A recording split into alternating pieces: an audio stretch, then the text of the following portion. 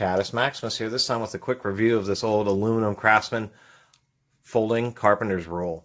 Carpenter's rules are obviously what had been used before there were tape measures, mainly due to the refinement of steel being able to make a tape measure that just didn't split apart and coatings to prevent it from rusting to nothing in 3 seconds. And so that's one of the reasons aluminum was used for Carpenter's rules.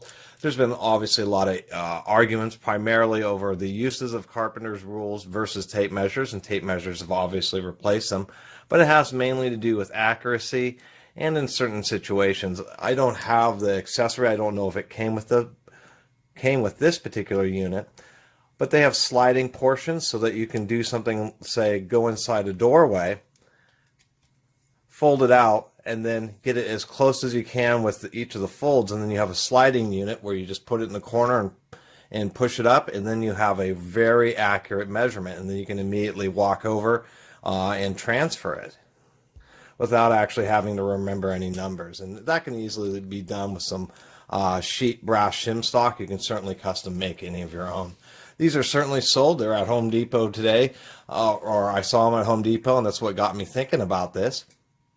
Milwaukee has one that's just really huge and heavy duty and chunky, and I think that kind of defeats the purpose versus one of these, which is just a bit more compact. And we'll get into the accuracy in a second.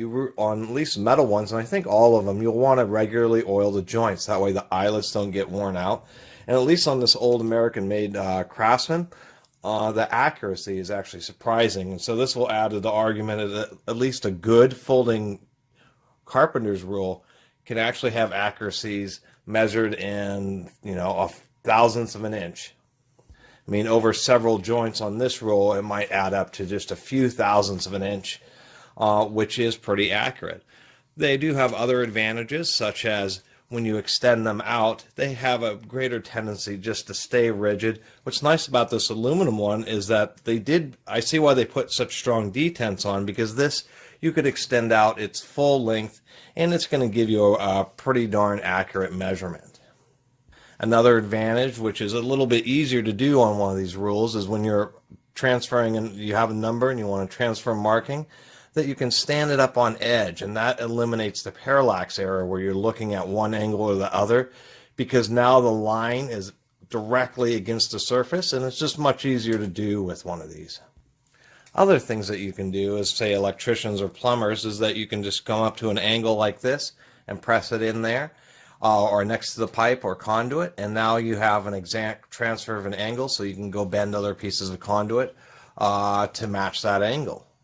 And then the old trick is if you're in some situation up on the ladder and you don't want to carry this down in this situation, is you would fold it out to the next position.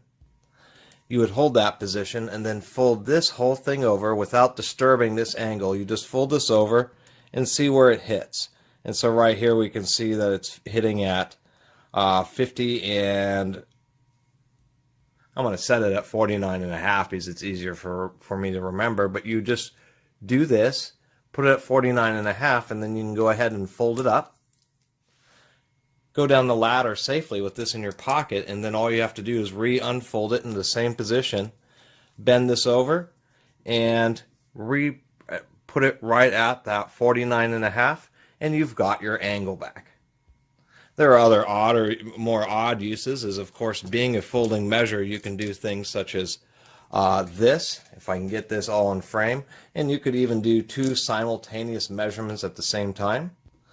So anyway, I really do like these, and I particularly like these metal ones because all the numbers are painted in and stamped into the aluminum, so you can restore them.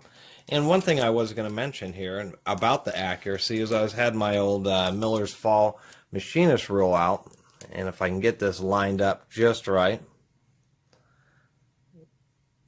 if we can see it on the middle, God, it's really hard to see, but I'm trying to keep it just perfectly, and off the edge, at least on the end segments, it's like spot on. This machinist rule is going to be within a thousandth of an inch on these markings, and I know it's hard to see, but it really looks like it's just spot on.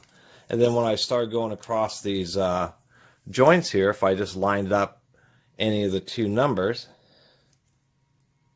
if I can do it very well, But when I would just line them up, it's kind of hard to zoom out enough on a 6-inch rule. But if we really see, I'm not moving this here, it's like right on the ends. And so, you know, even checking with the calipers is really surprising. As you go across just any one of these joints, it always really does measure up. You can always just take this machinist rule or the calipers, and it's really just spot on. So I would think in certain situations you could treat this more or less as a yardstick. Could easily be as accurate as a yardstick. And I think that's kind of the point of it, is versus a tape measure, this is just something that's fixed. You're hitting the end of it, and then when you take your measurement, you know it's just spot on. So anyway, that was my little video about this old Craftsman folding tape measure. Or, excuse me, Carpenter's rule. It is a folding rule. It was interesting, too, that it said patent applied for. I'm not exactly sure what was being patented. Maybe it was this detent system, which does seem to work pretty well.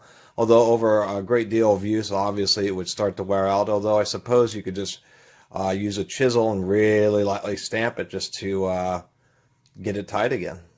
And I think the final thing to say is if you get too excited just trying to fold these up real fast, you just want to pay attention, because it's real easy to actually bend them, and particularly on an aluminum one. But otherwise, the advantages of one of these is that it really is small, compact, lightweight, and then its dimensions being long and slender can actually be really easy to pack around. It tends to fit in a lot of small pockets on tool belts. Anyway, that was my review of this old Craftsman folding yardstick, and I figure since they're still selling these, and they are valid in a variety of situations, especially when you have one that at least as decent as this old Craftsman, where you can really rely on its measurements, they can be just sometimes quite a bit more convenient than a measuring tape. They won't be replacing it, but there's certainly a lot of other tricks using them for various trigonometry. And so they do. They still definitely have a valid use today, just as they did apparently. The folding rule has been around since at least the 1800s.